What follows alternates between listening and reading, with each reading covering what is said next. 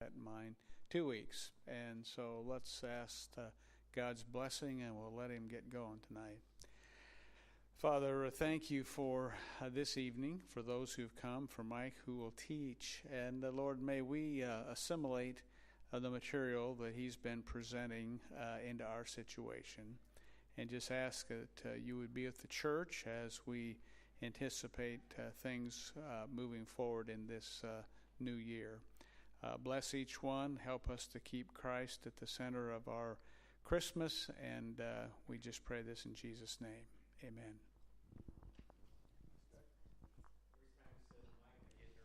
Mike's gonna teach. Oh, I forget. Mike's Yeah, my dad taught me a lot of things, but I'll just stop right there. All right, this is the last one, so let's see if we can do this quiz here without cheating. And you know who you are. All right, so we got 5 levels. What is the first one? All right. Position. Good. What's the next one? Good. All right. I know the top one. What's that one? Good. All right.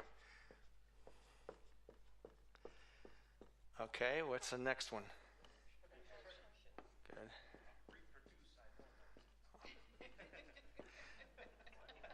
Which one's this one? We're not doing the R's yet, Mike. Yeah. Hold that one. Good. I thought I knew one. You do. On the other side, yeah, the R side.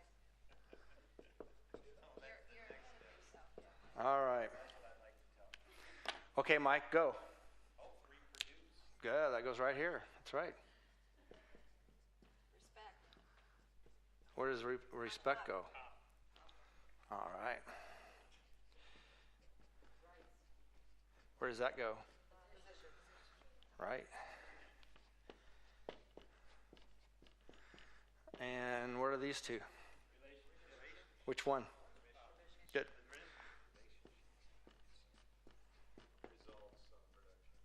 Good. Results. All right. Good. Okay. So 5 levels of leadership, and leadership is what? What is leadership? Influence. Hey, you guys are good. Leadership. Influence, right. Does anybody remember what is influence? This is a trick one.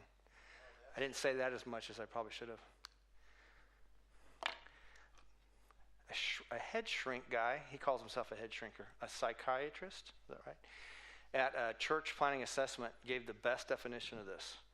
It was perfect. And it basically is this question: do people like who they become when I'm with them? That's the best definition of influence I've ever heard. And I would have to say sometimes they can't wait to get away from me. And that's the idea here, right? So we either push people. If I'm around somebody and they have that internal feeling inside of them where they either want to punch me or run, right? Fight or flight.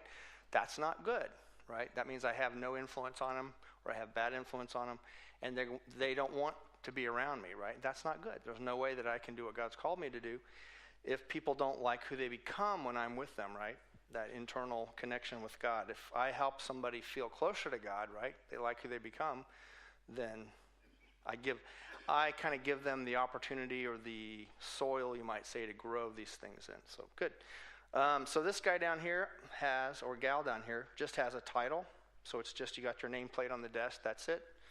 The one here has to do more with building relationships with people, connecting with them, spending time with them.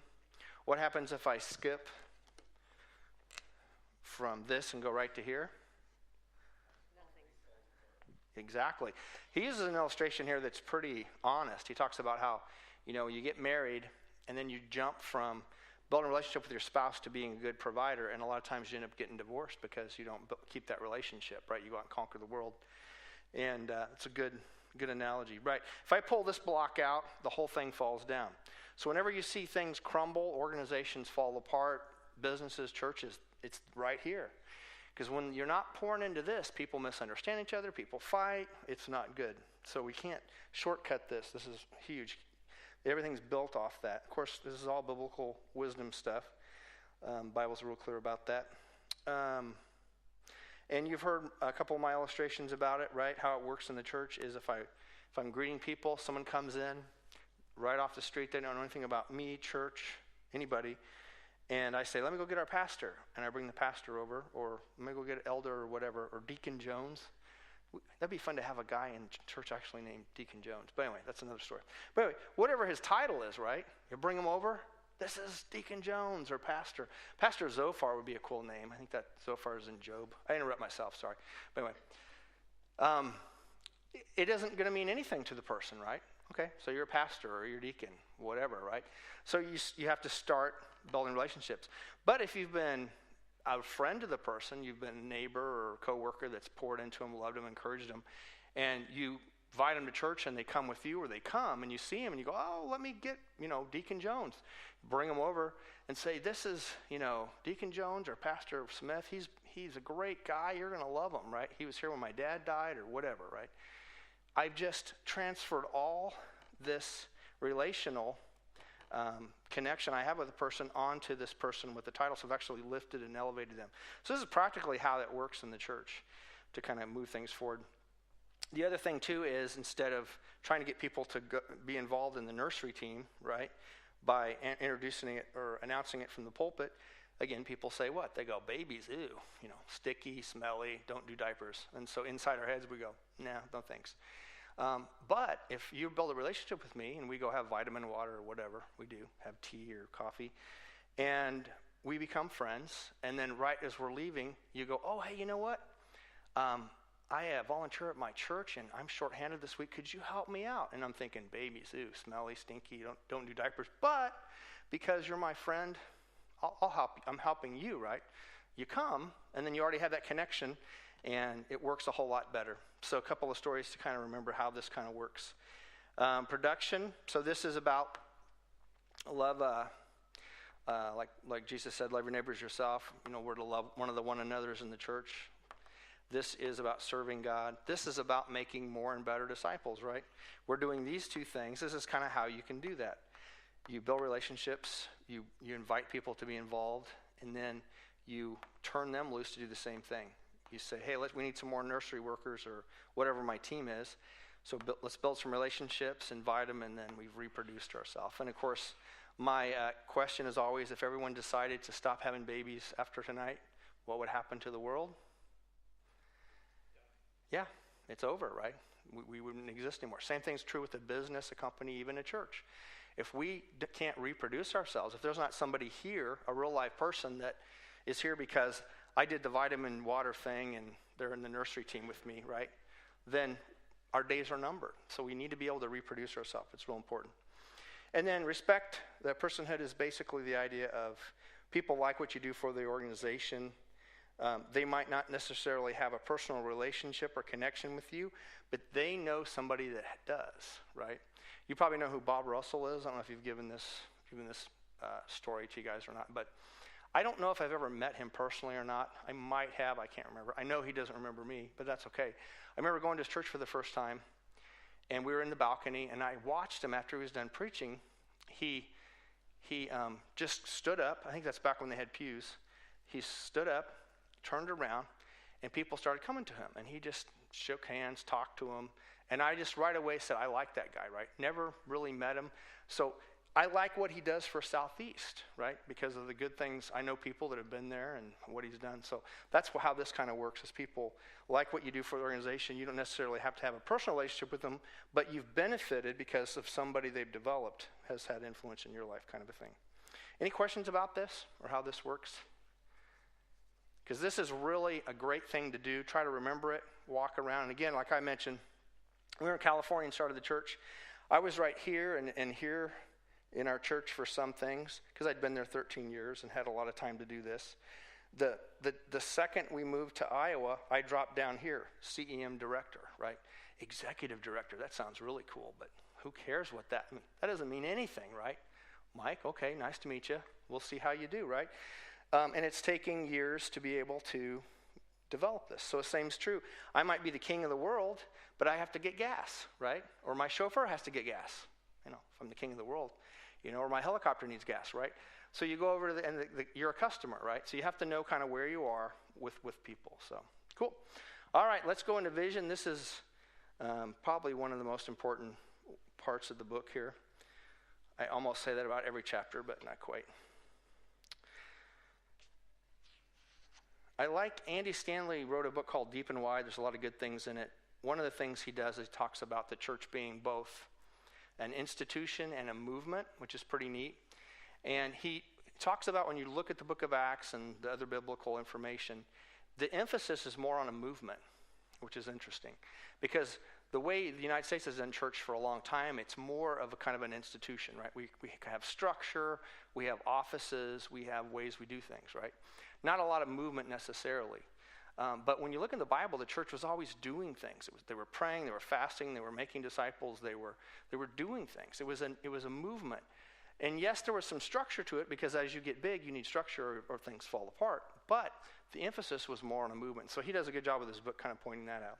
So when we think about vision is an interesting thing because you always have to start where you are. And I love what he does in this chapter, and we'll get to this in a minute. He talks about 3 pictures, right? The first picture is the small picture, where you are. And then you have the big picture, where you want to go. And then the next picture is the tricky one, right? Most people know where they're at. Some people know where they need to go. But the trick is, okay, what do I do next, right? What's the next picture? I got small picture, where I'm at right now, big picture, where we want to go, and then next pictures, how do I get there, kind of a thing. So we'll talk about that. And what's neat about that is George Lucas is really cool, Star Wars. I'm a Star Wars guy.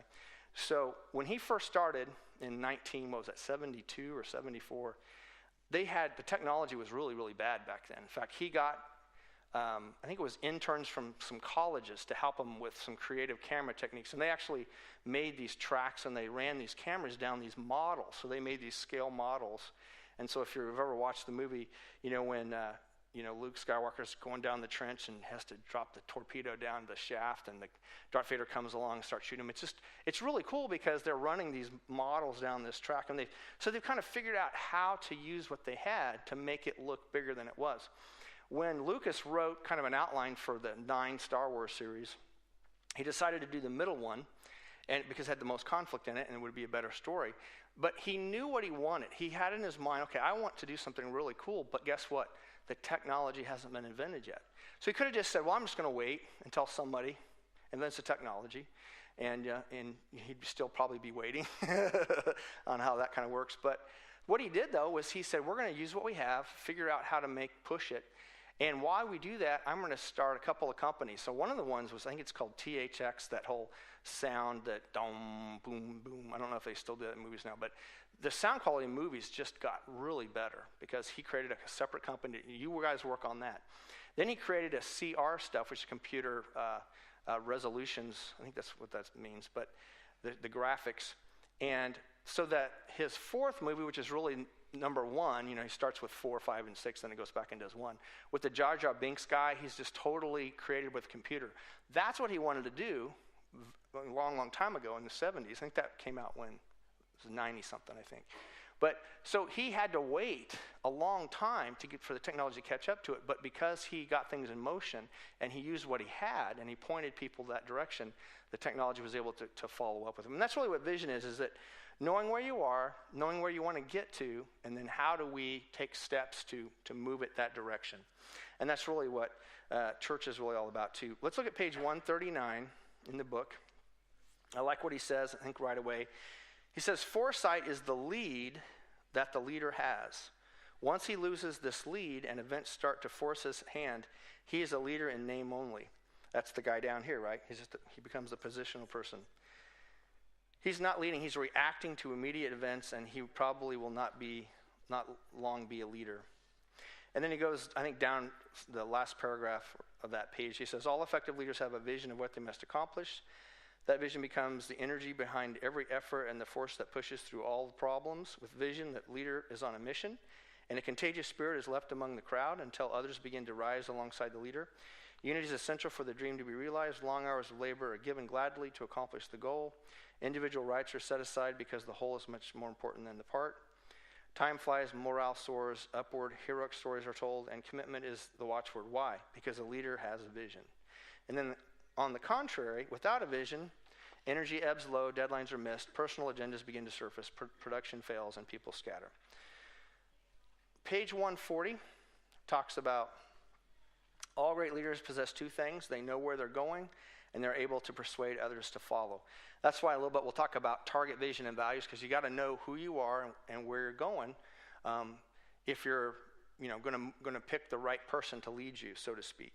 That's kind of where we're at now. On 139, Mm-hmm. the most critical part that I got out of that was, and you kind of read through it, but unity is necessary Right. for it to succeed, for that vision Right. to succeed.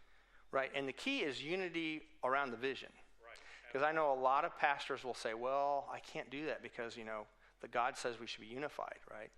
Well, you're actually, you're not supposed to keep people happy who don't want to do anything and don't want to reach people to Christ. But you're all right. You need people to get behind the vision. And we'll talk a little bit more about that. But yeah, that's absolutely true. Yeah, it's kind of the idea of everybody's got to be going the same direction or you run into each other, right? That's that idea. Real good point. People do not follow a dream itself. They follow a leader who has a dream. I like how he says, you see what you're prepared to see. We all live under the same sky, but we don't all have the same horizon. Page 142 talks about the V8. His engineer said it was impossible, and he kept going back. And I'm glad he did, because I had a lot of fun with my dad's V8 when I was a kid, but I got in trouble, too, because those things were fast. Those cars back in the 60s were fast, but oh well. Sure. Comment on 140, it says that it is a clear statement in a competitive market that you have an important niche among all the voices clamoring for customers. Right.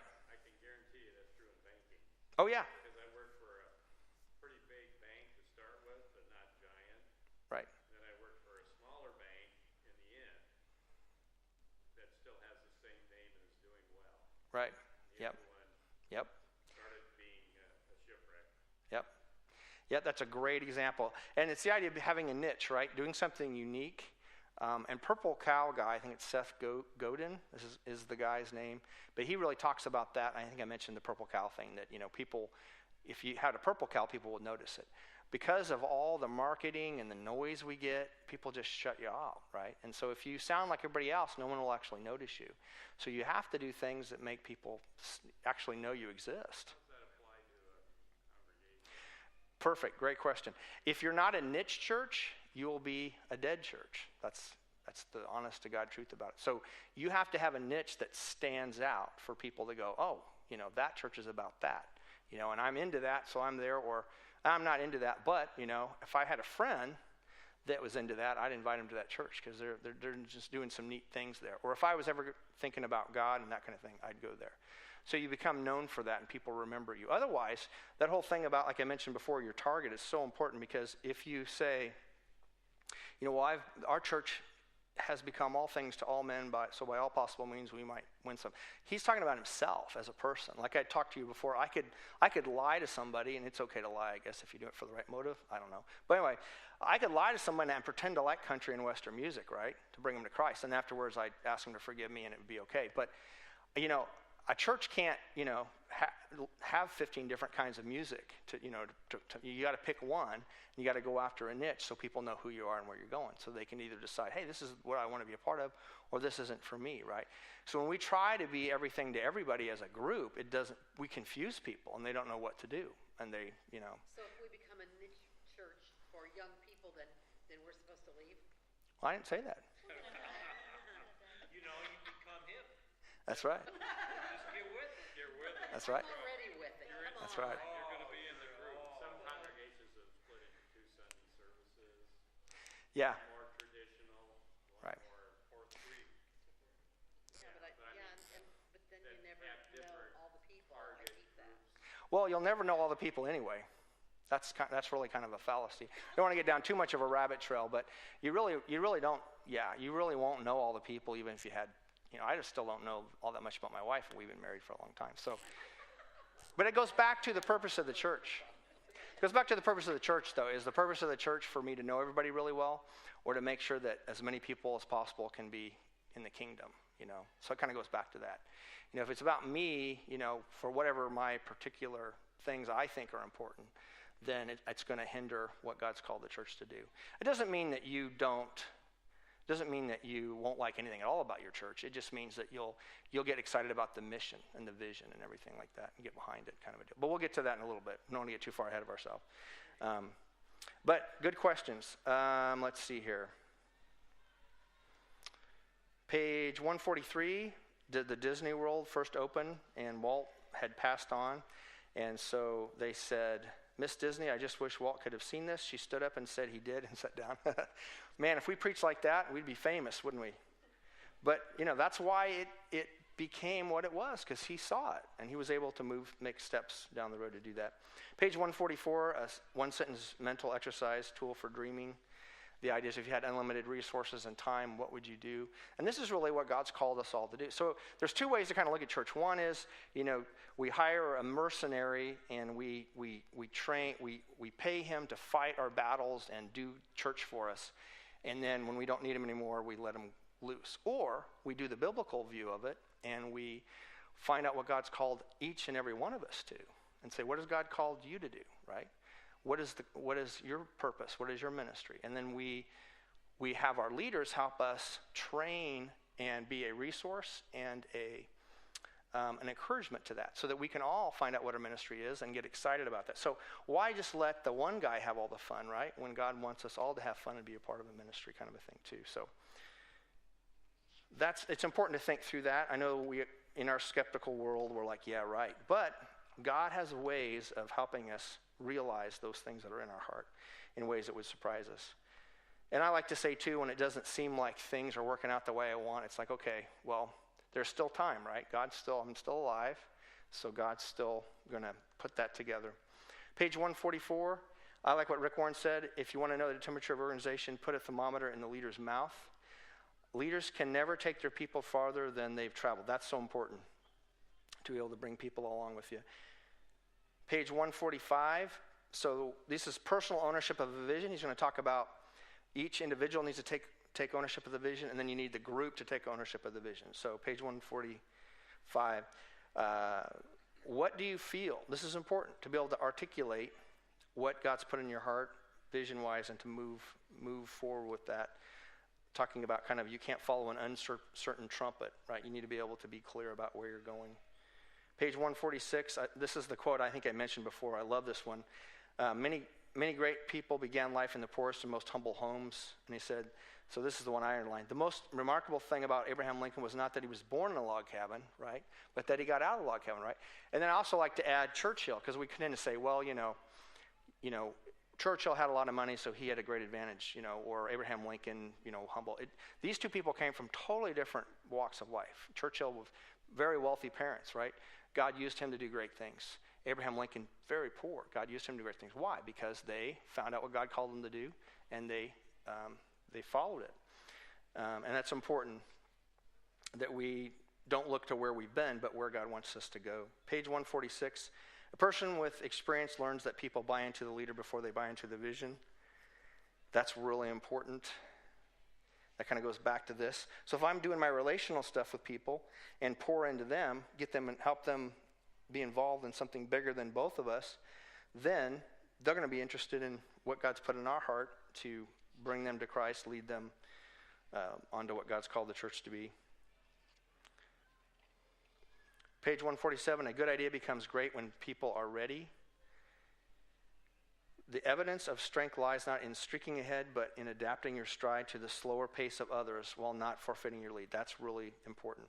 Stuff I didn't know when I was younger, obviously. So here's the big picture. What's the big picture?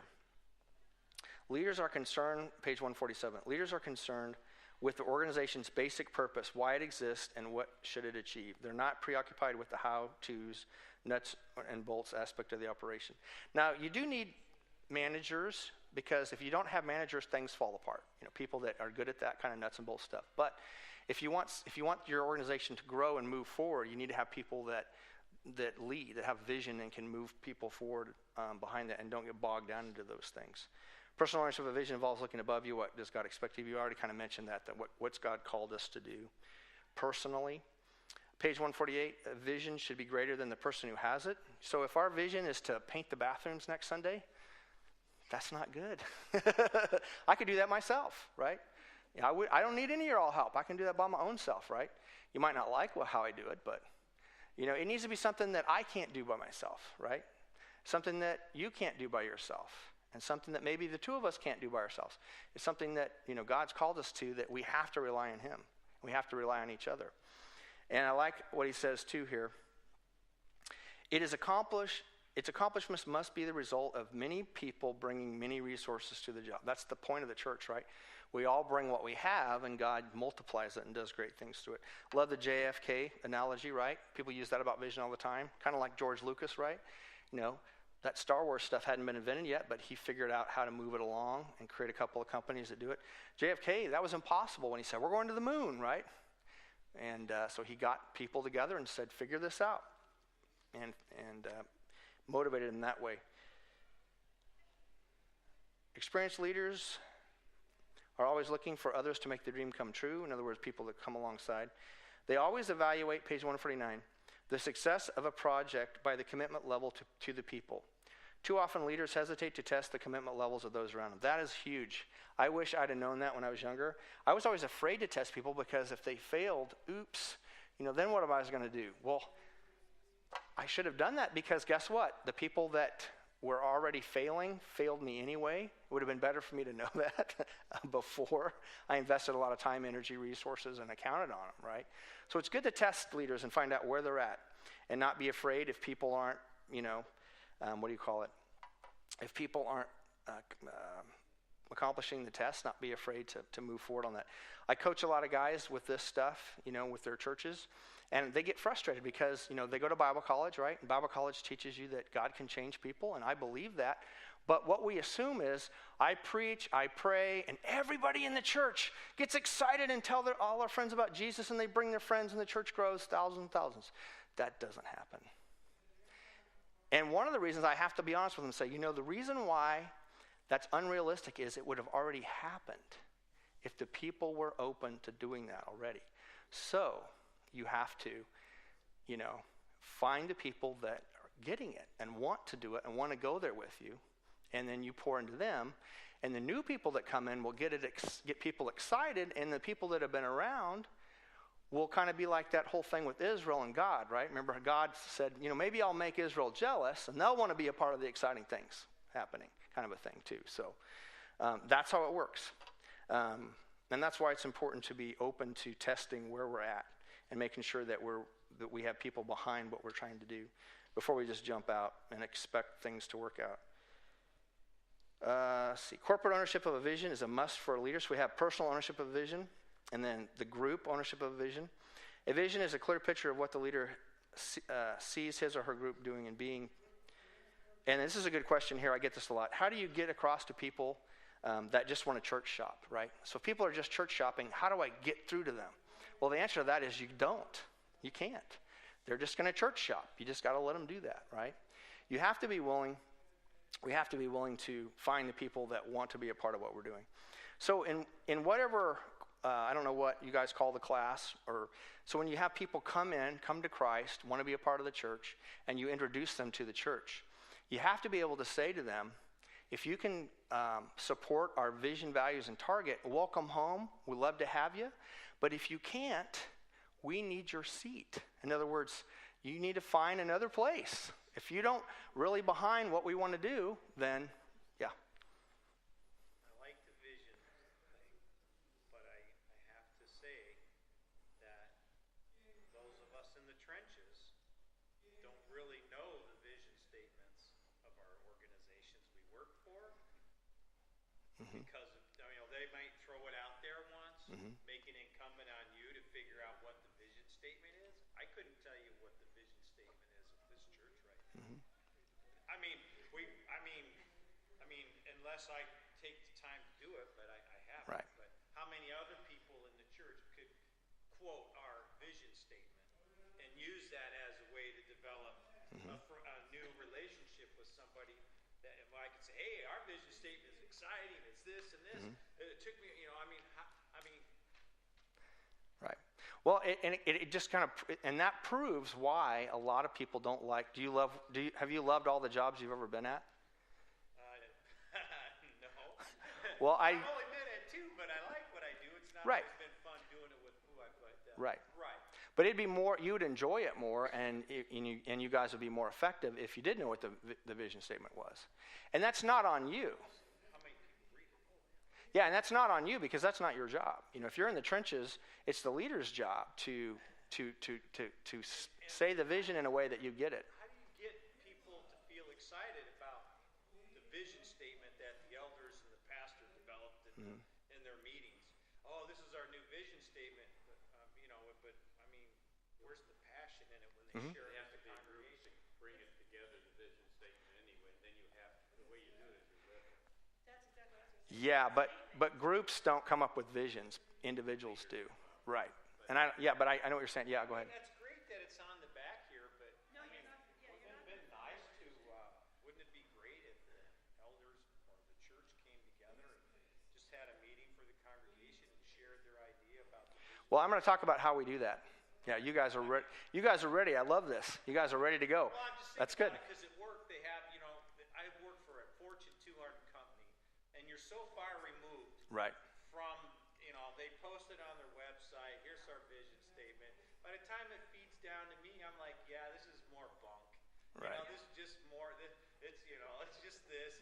Right. It's just more wordplay. Right. Mike, the American military recognize this problem you're talking about. And the way they recognize it, they have a thing called IG, Inspector General. And if he comes around, every soldier is supposed to know why he's doing what he's doing that day. And if he doesn't, then it falls back on the leaders. Right. Exactly. Commanding officer. Yep. That's their job. He was scared to death when he seen the IG coming. Yep. Exactly. That's good. What we had to know too was our rule. We had to be able to know our watch. I'll never leave my post until properly leave. We had to know all those by word verbatim. I mean, if you didn't, you was in big trouble. Right. There were 11. There was 11 of them. As far as I know, the American military is the only military on the face of the earth that thinks that way. That every man needs Right. to know what he's Right. here for. Right. Well, that's because of our founding fathers who were Christian, and they understood that the whole concept of self-government, right? I'm responsible for me. That's right out of the Bible. That's our founding. That's what makes our country not just great, but we're more free in our country than anywhere else. We're supposed to be if we follow the Constitution, because if I'm responsible for myself, my family, right, then everybody gets along a whole lot better than if there's a person there that we all have to take care of because they're not going to take care of themselves, kind of a thing. But anyway, great questions. Yeah, go ahead. I was just going to say, the reason he probably feels like it's bunk is because somewhere along in that hierarchy, it broke down. The vision broke down. So somebody's a weak link in there. They're not carrying the vision.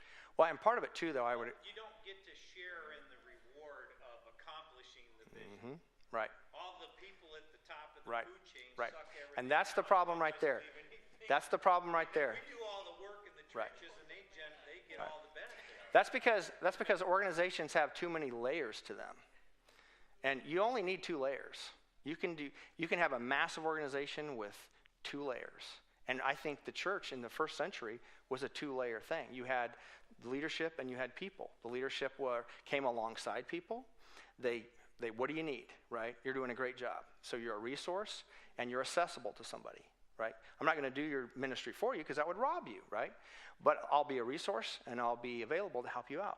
But you don't need all these layers. When you get those layers, it's exactly what happens. If you feel like there's 4 or 5 people and I can't ever get to the top, then it's not good.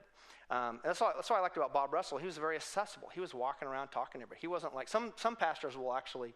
It's like a drummer in a rock concert. He'll disappear right after the message and nobody knows where he is. kind of a thing. So it doesn't mean that you have to talk to everybody, but you should have a reputation for, if you wanted to find out what the vision statement was, you should be able to get a hold of the guy. And I actually worked for a company in Chicago. He had one of those little gopher hole, cubicles. The CEO, he just had a cubicle like everybody else. It was awesome. It was smart, And so it is possible, but it's rare, because leadership is rare. But real good stuff. Good questions. Let's move ahead, and I think I'll be able to answer those more to your satisfaction in a bit here. Okay, we're at... So yeah, we need to be able to ask people to get on the bus, and if they don't want to get on the bus, they don't want to go the same direction, then we need to help them find another bus, kind of like we were saying before. I know that sounds harsh, but you're actually being honest with people. You're saying, God's called us to this group of people. If you want to get on board and help us reach it, that would be great. It doesn't matter if you're officially in the group or not, right? One of the guys that's doing a great job, his church is 900 people. When he hit... I think it only took him a couple of years to get out of the target himself, age-wise. And they said, well, are we going to change the target? He's like, no. He says, we're not going to change the target, but he's able to communicate to people of a younger group, and he's able to get other people around that too. In fact, a lot of his guys are way older than that's in the target. That's kind of what I should mention too, is that you'll reach more people by having a target that are outside of your target than by not having a target at all. So if we're too worried about offending anybody and we don't want to say who we're trying to go after, then we're not going to reach hardly anybody is what will end up happening. So kind of that not having a niche thing. Okay, so page 149, he has some things about futurist, visionary, the levels 1, 2, and 3. Those are pretty good, but I want to skip ahead here. Corporate ownership of vision starts with the small picture, page 150. That's what I was talking about, the small picture. Understanding what hinders vision. We see things not as they are, but as we are, right? We tend to are kind of inside of ourselves looking out. Therefore, when vision is hindered, it's usually a people problem. 10 types of people who usually hinder the vision. I'm just going to scoot through these quick. If you want to stop, talk about them, we can. So you have limited leaders. Again, everything rises and falls on leadership. So if I'm not growing as a leader, then I'm preventing the whole organization from growing. Concrete thinkers, they only see what's in front of them, not what can be.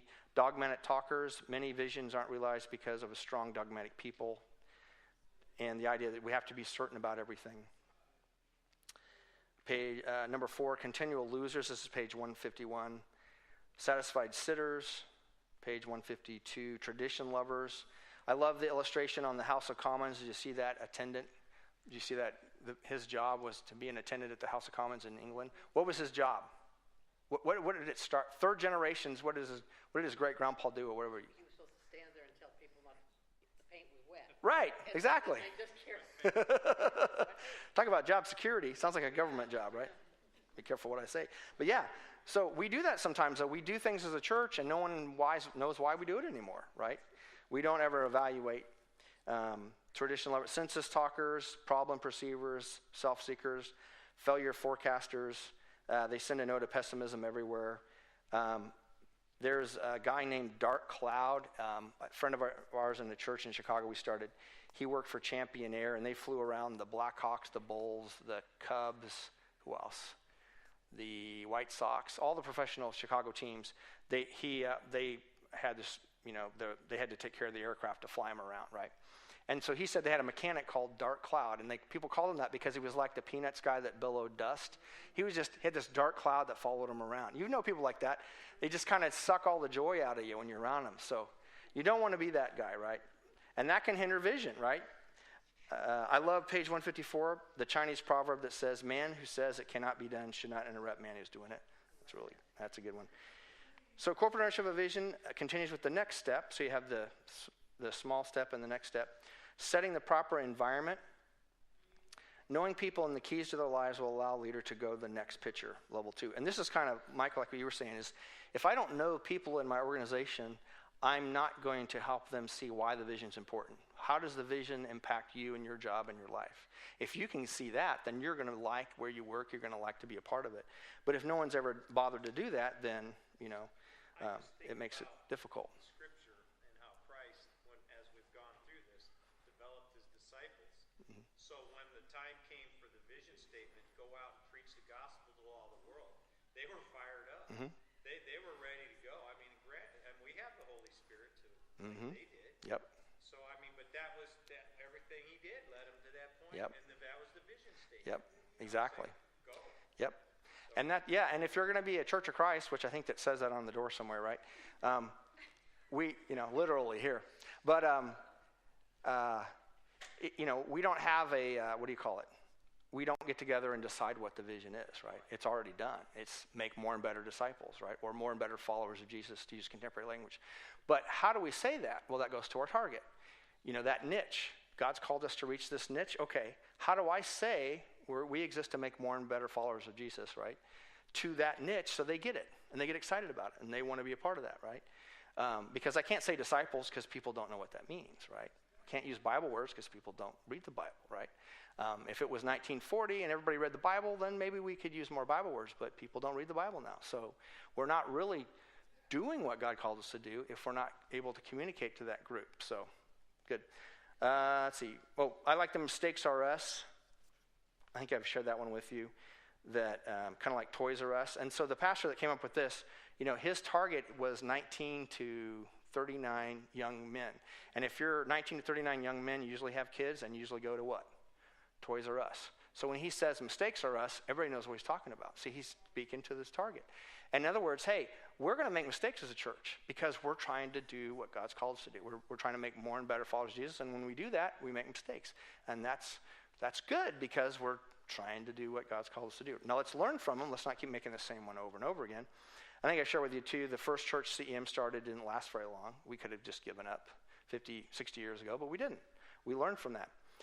Page 154, come alongside of them, let them see your heart before they see your hope. People don't care how much you see until they know how much you care. Go for the win-win, kind of go down a little bit far. Remember, when you help people get what they want, they will help you get what you want. Now, that sounds real selfish and worldly and not Christian, but it's actually pretty wise, right? If people can see that, this is going to help their relationship with God, this is going to help their family's relationship with God, and if we work together, we can help other people see that too, is kind of how that fits together. Just to add to what you're saying is that's how a lot of the people were discipled in the new church, was they met their physical needs.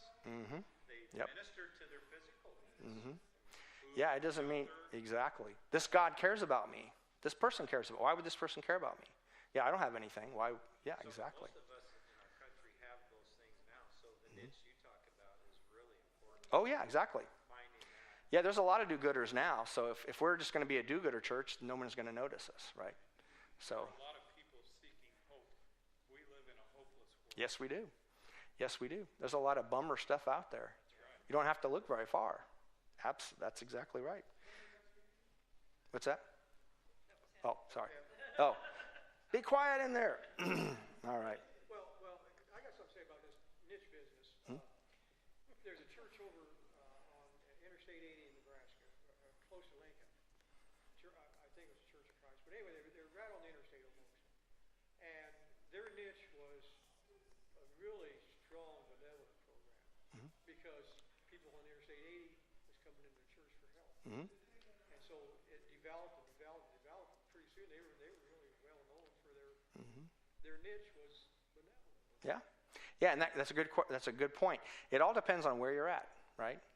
What time you're in, what's going on around you, what you see God doing.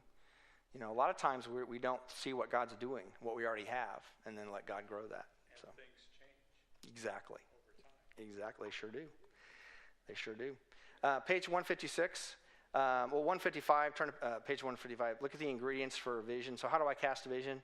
Well, put a horizon, sun, mountains, birds, flowers. Does a good job with the details there. His quote by Roger von Eck, that's quite a name, says, with a blue mindset, you'll find that blue jumps out at you. That's because people find what they're looking for. So as I help people see the vision and repeat it, so like at the church we started in California, I get up and say, welcome to Hope. We're all about enjoying God's love, a caring community, and our God-given gifts for life at its best. Every week I said that. And it took people years to finally realize. And people would come up to me and say, you'd say that this is all about life at its best. I'm like, yep. That means a whole lot more than I thought it meant when I first came here. So I used a word that they would be interested in, kind of like the woman at the well, right? Well, If you asked me to give you a drink, you wouldn't have to keep coming. This living water, she's going, I don't have to come this well anymore. It's not what Jesus meant, but it got her attention, right? That was her physical. That was her need at the moment.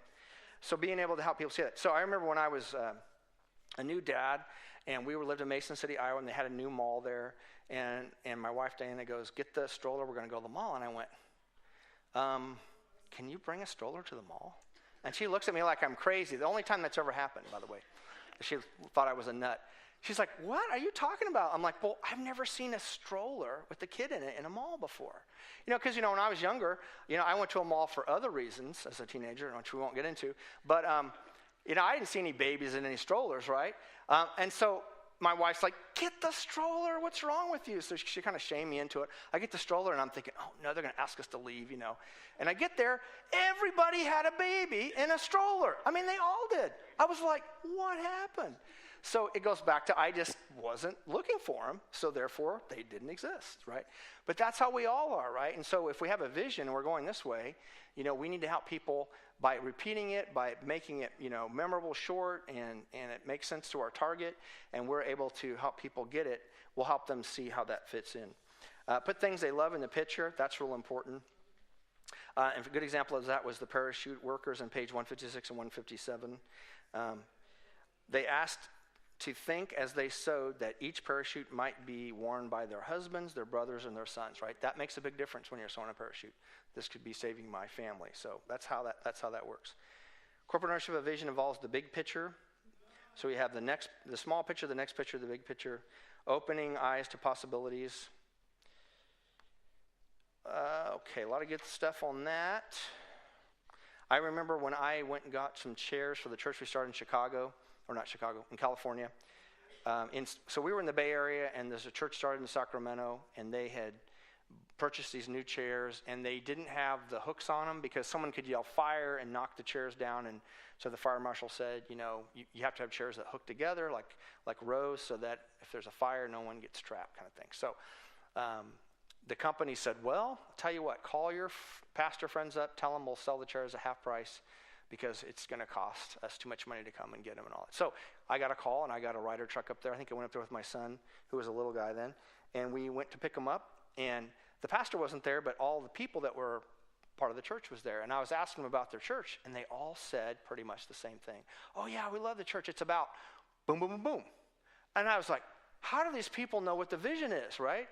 And so I had to find out what this guy was doing. And he was doing a good job at casting vision. And his people loved their church. They knew what it was about, and they could tell me, right?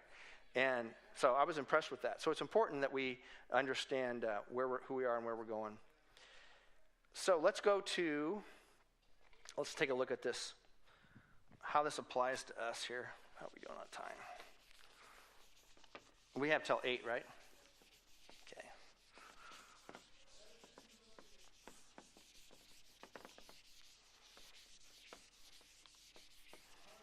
Actually, while I do all this fun stuff, let me pass these out. Oh, wait a minute. No, that's right. So I'm going to pass these out. Just take one and pass it on. And I'll be talking about it here in a second.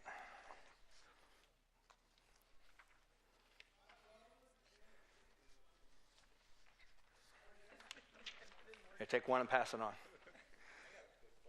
Sure. So, you know how corporations go out and look for the most talented people? They're young, ambitious, eager, whatever. And they work for cheap. Yeah. Why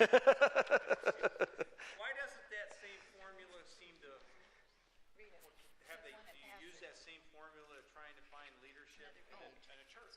Absolutely, and that's I'm not opposed to a young guy that's got vision and that's motivated. And, it doesn't. Thanks. I'm just saying. You guys can. No, absolutely, and that's part of the last chapter that we'll talk about. But to answer your question, yeah. So if you can get the best, get the best. If you can't afford the best, or they're not available, then you get the young that will be the best. Well, let me ask you this question, yeah. Since you work in that. So, of all the Bible colleges that you work with and around, are there other church people looking for that same dynamic young man, clamoring to get him? People like a kid at Microsoft. He's a right. computer genius or whatever. whatever. Right. You see people with certain. Right. To be honest, most churches want to find somebody that will do everything that they tell them, and that's the last thing that they should be doing. So that's honesty for you. The last thing that you want to do is do it the way we've done it, always done it. A new guy to fit exactly what we want. Yeah. So that's not really always the necessary No. way to grow. Right. We want to find out what God's called us to be. Oh, thanks, Dewey. Vision-wise, and then we'll know the person that matches up to that. But yeah, good question. Okay, so let's see. So first we have the small picture. Well, first we have an elevator speech. That's kind of what we're going for. Does anybody know what an elevator speech is? Maybe something that lifts you up. Hey, that's good. I like that. I'm going to redo mine. I like that. What else might it be? So I'm in the elevator. There's Something that you overhear. well, it could be. But so I go in the elevator, right? I hit the button, and the lady from Empanita, right, dun, dun, dun, dun, dun, dun, dun, is playing on the elevator. I know how to play that on my classical guitar. That's why I know. But, elevator music's going, and I hit the button, and they look at me and say, so, what do you do? How much time do I got? Right, but usually about 30 seconds or less, right? So if I was the pastor guy at California, I'd say, oh, well, I'm a pastor, and they say, oh, well, what's that about? Well, it's all about life at its best. Or if someone says, what's the Bible about? It's about life at its best. Or what's your church about? It's about life at its best. And then I stop talking. And then if they go, oh, that's cool. So how about the Giants, whatever? They don't care. But if they're like, that's interesting, what do you mean by that? Well, it's about enjoying God's love, a caring community, our God-given gifts for life at its best. Oh, how about those Giants? Okay, they don't care anymore. Or, that's interesting, And, I could talk for hours about the church, just like we all could, right? But I have to be able to say it really small and just kind of like salt. Throw it out there, see what but it needs to be something that they would be interested in, right? Not just, stuff out of Zechariah 5:2 that they don't know what I'm talking about, right? Don't harm the oil and the wine. That's it. Yeah, Revelation. That's my favorite one. But anyway, so we need an elevator speech. CEM's elevator speech is, we exist to start church planting churches by recruiting and developing church planters, supporters, and leaders, right? Now, my target is actually church people, right? Because guess what? Pagans don't give CEM any money to start churches. They don't. I mean, they might if I tricked them or lied to them, but so my target's a little different than the church's target, right? The church's target is to find people that aren't here yet, right? So you got to figure out, but mine's a little different. But I have one. So if you hit the button, I'd be able to say CEM, boom, real quick. And if you want to know more and give me $1 million, then I can help you out. So elevator speech. Small picture is where the organization is now. So you got to look at it with the eyes of reality, right? So for this church, I always look at 3 graphs to look at your small picture. And one of those is attendance.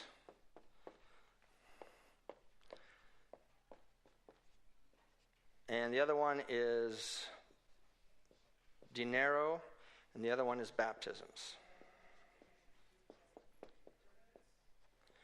So it's kind of like stocks. Which way can stocks go? There's 3 ways stocks can go. Can go which way? They can go up, they can go down, or they can go like this, right? Right. So attendance can go up, down, or go sideways. Money can go up, down, or go sideways. Baptisms can go up, down, or go sideways, right? So I look at all 3 of these because if I just look at these 2, guess what? I might be stealing Baptist, Methodist, and other Christian church people. That's not the mission, right? The mission is to go, right? Make more and better followers. If you're already a follower, then you can help us complete our mission, but by you being a part of us, we're not really necessarily fulfilling it because you're already a Christian. That's fine. So baptisms tell us if what? We're actually making more and better followers of Jesus. So these 3 are good. So right now, Woodland Hills Church of Christ is either going, all these composite, we're either going up, we're going down, or we're going sideways. Now, for the sake of right now, it doesn't really matter because it's a picture, right? You could take a picture of me, and I could get better looking, or I could get uglier, right? In fact, I went to the dentist, and they always fall for this. It's great. So you had any health changes this year? Yeah, I got better looking. And you can tell right away what kind of mood they're in. So, oh no, Another 40 minutes of this? Open your mouth, and then you can't talk, you know. Get the gas on this guy. Yeah, get the gas, extra shot. But anyway, so, you know, and we can do this, and we'll do this later with official leaders and stuff. But so how are we doing? Small picture. And then the big picture is what we're going to do. And how this works is kind of what I've already handed out to you. So we did, trying to think here, I think it's 600,000 in the Des Moines area, greater Des Moines area. And if we took 10% of that out, who's good at math? What is that? 540. Oh, you're in banking. I should have guessed. 540. Okay, usually 10%, and we actually did this with my intern guy. I made him do most of it. That's what's great about interns, right? Get me more coffee. Anyway, so 1 in 10 people go to a church in the Des Moines area. So that's only 10%. So that means there's 540,000, people that are in trouble, right? These are going to be okay, right? And I don't want to get into doctrinal issues with you, but in general, they're going to be all right. But these people are not going to be all right. See, a lot of times we're all worked up about, so-and-so hasn't been here for a while. Well, I wonder what's going on. Oh, they're going to another church. Oh, man, they're going to, you know, okay, you might miss them, but guess what? They're okay. They're going to another church. But there's 540,000 people that, guess what? They're not okay. And that should bother us. That should bother us. That's what Jesus talked about, right? He had compassion. So there's a group of people who have rejected all the churches in the Des Moines area. A big group. They don't care about any of them. Not just this one. So how in the world are we going to find a way to reach some of them? We won't reach all of them, but we can reach some of them. That's a lot of people. So that's kind of where the big picture of trying to find a target of people that we can bring to Christ. And then we have other churches in the area that are going to be doing the same thing, hopefully, right? And some of them are our churches. Some of them are churches that aren't from our tribe. So what I've handed out to you is what I do with the churches in the area. So I sit down and we work on finding out real numbers. We look at the population.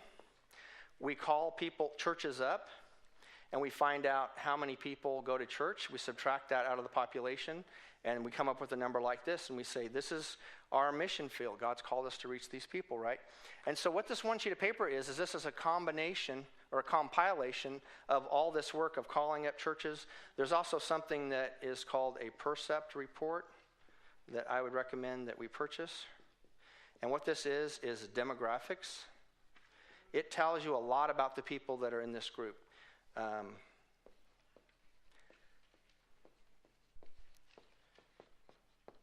Is what that is. Tells us about that. So, for instance, I did this with North Grand. Work with him. This is one of the best ones, by the way, if I'm going to brag. On the back, he actually lays out a snapshot of all the detailed reports that go into making this one sheet report here. And you remember how we talked about the influencers, right? In your organization, in our church here. So you got your influencers and you got people that follow them, right? So I think I talked to you about that thing about like if Doug had a bad burrito or bad sushi and he gets up and says we should sell the building and go live in, Newton and all wear one shoe or whatever. And he doesn't tell his wife. He just gets up and says that on Sunday morning. People are going to go, what happened? Doug's a nut, right? Why did we let this guy up here, right? And so you're going to be talking to your influencer going, did you know anything about this? I don't know anything about it. He's lost his mind, right? And it's bad. That's not good. See, that's bad. Everybody's all worked up and there's fires everywhere. It's better to do this, right? So we're gonna work on a big picture here, right? And a big picture is vision, values, and target. All right. So again, vision, let's see, Church of Christ, it's make more and better followers of Jesus. It's already done. Values, there's a lot of values in the Bible, right? Love your neighbor as yourself, don't lie, cheat, steal, that kind of stuff. Target is not going to be in the Bible because we have to kind of look around. We've got to use the thing between our ears and look at data and try to get a sense for who are the people that live around here that we could reach. And here's the key: no other church is reaching. There's at least 2, maybe 3 groups that no church is reaching in the whole area. And that could be our target. Now, I don't know what the target is, right? I spend most of my time driving all over everywhere else besides Des Moines, so I'm still learning. But you guys probably know more about Des Moines than I do because you spend more time here. So we need to kind of look at that data-wise. So what he did is he came up with, he's got a percept report on here. He's got a list of all the churches he called and the data that came from that. And so he's kind of showing the people that he shared this with that I just didn't make this up. Because the problem is if I say, well, I think we should do this, or I feel we should do this, guess what? There's going to be 5 or 6 or 10 or 20 other people in the church that are going to say what? Well, but I feel we should do this. And then it just doesn't go anywhere. We just hit each other upside the head. But if we have data in front of us that says we have this many people that live here, the percept report says X, Y, and Z, and no churches are reaching this group, it makes sense that this could be our target.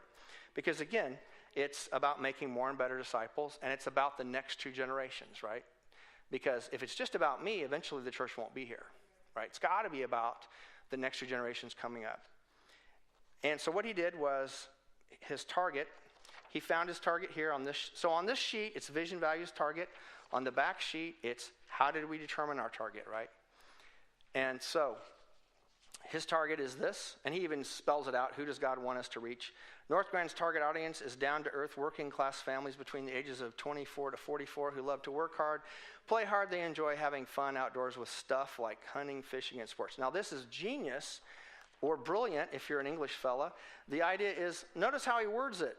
Down-to-earth, working-class families. Now, that's fighting words if you're a white-collar guy, right? What do you mean? I bust my hump at work, right? In banking or insurance, I work hard, right?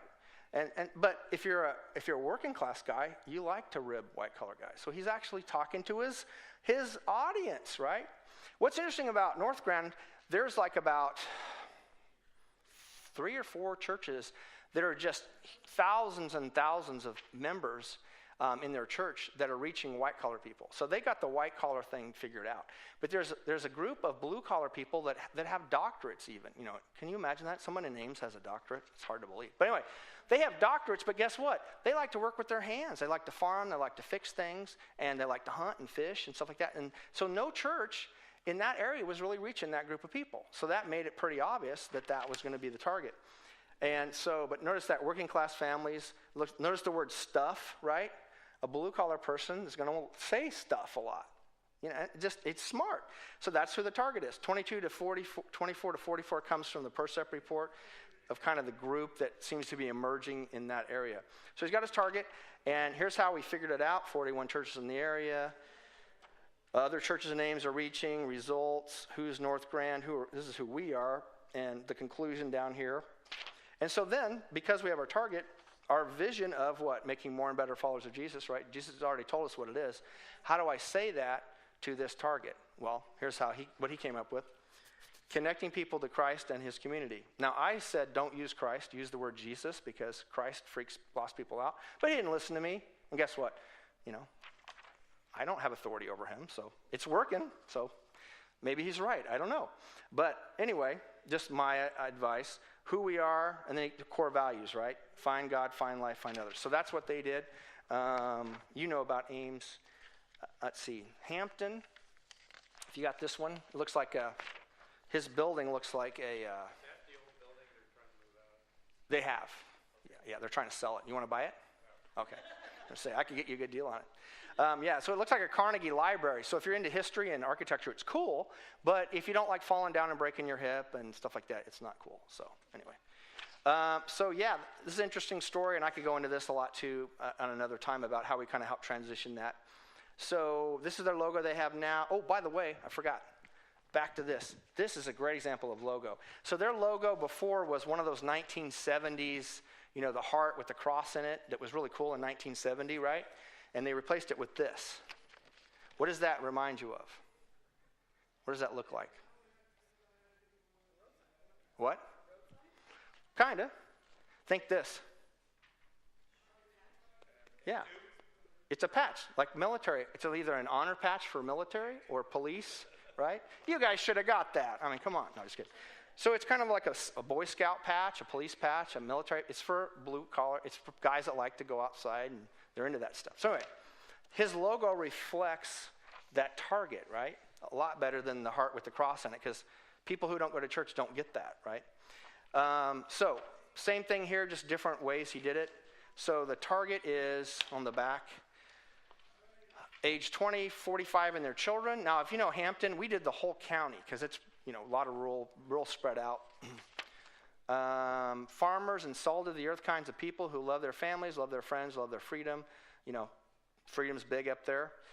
They love to work hard, play hard, enjoy hunting, fishing, and look for ways to spend time with their family and friends. So same thing, studied 39 churches, came up with this. Oh, Franklin County is the county, yeah.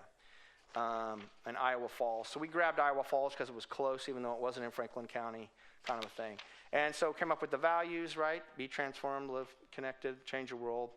Our vision, Hampton Church Christ is all about helping people find, follow, and live like Jesus. See, he took Christ out. By loving God, loving others, and loving period. Now, I'm not a heretic by taking Christ out. It's just that people don't know what that is. Jesus, people kind of get that more, right? Christ, they don't know what that means.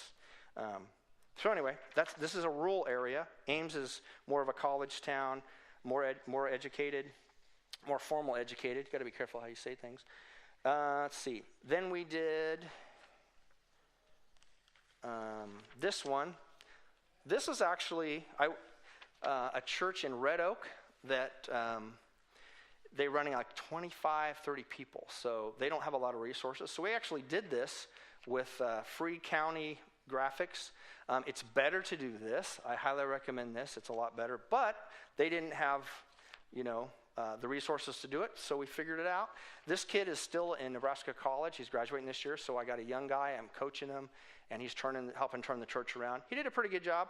They have 3 crosses is what they're known for in the town. I kind of asked him about that, and he was like, we're known in the town for that. I go, well, okay. So, again, agriculture is big, right? So that's kind of their logo.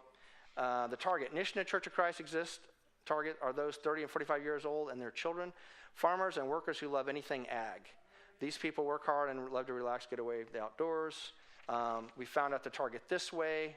We looked at the people, subtracted out the people that go to church, and here's some stats about the county that we found out. And then again, same thing. So Val just did this in Clarksville. Clarksville is similar to Hampton, not too far away, but it's separated a little bit. He did the target, those 30 to 50 with children ages 5 to 17. People who work hard with their hands, are very family-oriented, enjoying a variety of activities with their children. And that's how he found out. Butler County, pretty much all of Butler County, we got the demographics out of that. And a lot of people in the neighborhood fit his target, the neighborhood around the church building there. Our vision, spreading the love of Jesus Christ. See, he kept Christ in. People don't listen. What can I say? Oh, well. Acts of kindness and connecting people to him. It was interesting because it's kind of like, it's painful to try to get, people that went to Bible college, because we want to put all the Bible verses in the world in there. It's painful to cut it down and make it real small and simple. You can add all the Bible verses and expand it all you want if people are interested, but you got to get it small and get it so people can remember it. So we worked that out. Reaching up, reaching out, reach around. Sounds catchy, right? And then the passages for that. So that's what we want to do for the church here. And it's a process that we can do by getting the data here, doing the per-sep report, finding out what our target is, and then we want to word our vision and values to match for where our target will understand. And again, we'll reach more people outside of the target by having a target than by not having a target at all. You'll be amazed at how people will be like, wow. And so we take that sheet that we're going to get, and then we're going to go and we're going to sit down with all the influencers, and we're going to say, hey, we've been praying about this. We've been doing a lot of research on this, and you remember that Mike guy with all those bad jokes? Yeah, he did that leadership stuff, and so we've kind of come up with all this, and I wanted you to think and pray about this. You slide it over to them, right? Kind of like like you're in a business meeting. No, I'm just kidding. You slide it over and say, take a look at this, pray about it, think about it, and when we get back and have vitamin water or whatever we do, let me know what you think. None of this, this is what we're doing. Here you go. You better like it. None of that nonsense, right? Now, they take their time, their week or whatever. They come back with you and they say, I hate this. This is the worst thing ever, right? Okay, but at least guess what? They said it to you. They didn't say it in a big group of everybody. The worst thing you can do is do it in a big group, because someone will stand up and say, I hate it. Over my dead body, my great-grandma built this church with her bare hands, right, when she had 2 kids in her hand. And we're never going to do that, right? You don't do that. If the person needs to swear at you, get mad at you, jumped up and down, then you want them to do that with just you, nobody else. And it goes to remember that grief thing I told you about, the stages of grief? They need to work through that, right? Because the reality is, if we stick with our small picture, we're probably not going to be around. So people have to come to grips with, we have to change how we're doing things. Because if we don't, we won't be here. And once people finally get to that, influencers finally get to that, they'll say, I don't really like it, but I can see why we need to do it. Or, after thinking and praying about this, and this takes months, by the way, my kids and my grandkids would love this. There you go. I'm not asking you to love it. I'm just asking you, will you support this? Because there's, a lot of people that are in trouble, right? And you have to sometimes push on people and say, well, I don't really think we should do that. And I don't want, well, you know what? There's a lot of churches that are like the way we are now, and, we're fine. We'll be fine. And if some people like you won't be here, that's okay, because they'll be fine. But there's this big group of people here that they're not fine. We got to do something to reach them, right? And people will usually come around if you respect them enough to sit down with them and have the vitamin water and let them talk. Most people will come on board with it if you give them the respect and the time, right? If you just tell people we're doing it, I don't care what you think, then of course they're going to say, wait a second, I don't know about this, right?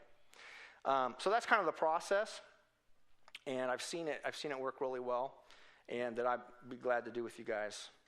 Any questions about vision? So and then that answers the next. That answers the next step. So once we are honest about our small picture, we come up with the big picture, then the next one, because we'll need to make changes, and I don't know what they are. That's why you can't start with the changes. Well, what if we make this change and that change? Well, I don't know, because I don't know what the target is, right? If I don't know where the target is, I don't know what changes to make. So we got to get this first. And we got to get our influencers behind it. And then when that happens, then we make a big deal out of it on Sunday, and we celebrate, and we say, this is our target, this is our vision and values, and we're ready to move forward. And then you can start making the changes. But anyway, all right, we've got 2 minutes, right? I can do the rest of this in 2 minutes. I'm fast. I'm talking too slow tonight. All right, take one of these and pass it on. This is a team vision.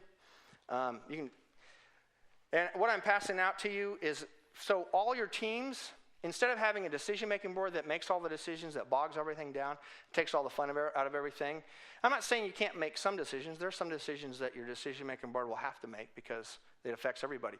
But if it's a team thing where you want a team to do it so that you don't have to get bogged down in everything, and they'll do a better job anyway. You want to have the vision. So in this one here that I just handed you, the vision for the church that we started here. Ricky, bless his heart, I gave him some ideas and he made them better. Can you believe that? He made them better than what I did. So his vision is to connect young families to Jesus so their team has to write down how they're going to do it. And this is the Kids Connect team, that's what they call it. And so they have to fill out what that is. And then this is cool too, because in this circle here, you have 4 areas, 4 values. And in these values are how this team is going to reach their vision. So is it age appropriate? Is it clean? Is it fun? Is it safe? So if something happens and it wasn't clean, it wasn't age appropriate, it wasn't fun, it wasn't safe, you can sit down and say, okay, what happened? Okay, it wasn't fun. Okay, well, here's some things we thought of that might be fun, and guess what? They're not fun. So let's come up with some other ideas. So you let people brainstorm in these value areas on how we're going to do it, and then Then you reevaluate those as, and you're able to do that. I know another guy that they have hunters, and so he made this into a scope, right? Ricky doesn't have hunters, so he didn't want to creep them out, But anyway, so that's that. Okay. So I will skip the integrity one because we're just so full of integrity. And then I will do this one last thing, and then I'll let you guys go. This is pretty cool. There was one thing, though.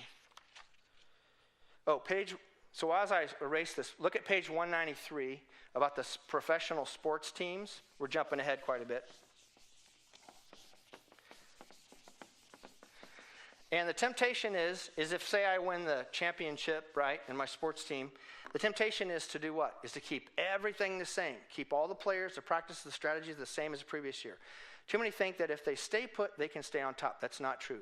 Continued success is a result of continued improvement.